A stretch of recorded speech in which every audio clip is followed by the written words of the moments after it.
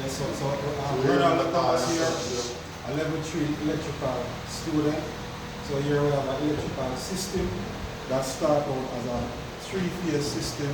The main conductor, 16 mm, that of course feed the 200 amp 3-phase meter socket.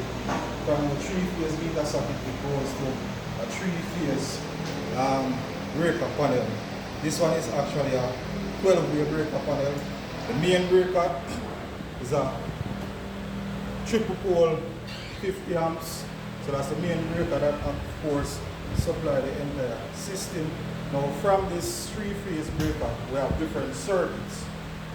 Here we have an isolator 63 amps. It is protected by a triple pole 20 amp breaker. Then we have a AC pilot switch protected by a double pole 20 amp breaker, and we have a plug circuit here and 110 plug circuit, 2 plugs protected by a single pole 20 amp breaker.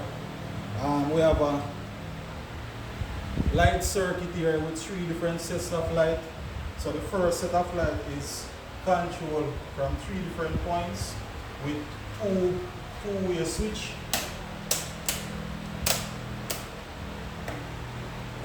And in the middle here we have an intermediate switch. The next set of light is this lamp that is controlled by a single pole switch.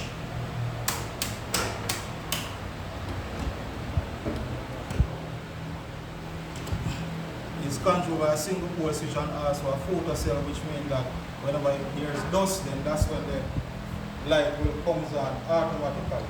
So that's it in terms of different circuits that comes from the 3-phase breaker panel. Now, also from the 3-phase breaker panel is a sub panel. This is actually a 1-phase coming from it is protected by a 30 amp double pole breaker, and of course the main breaker in here is 30 amps double pole. Now from this sub panel we have different circuits.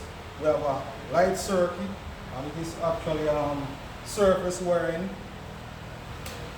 that actually, so this switch controls these 2 lamps. The next circuit is the outlet 2110 that is protected by a 20 amp single pole breaker, and we also have a GFCI 110 that is protected by a GFCI 20 amp breaker, and the next circuit is a bell circuit that is protected by a 15 amps single pole breaker. Of course, it utilizes a transformer that steps down the current to 12 amperage for the bell. Right, so that's it for Ronald Thomas.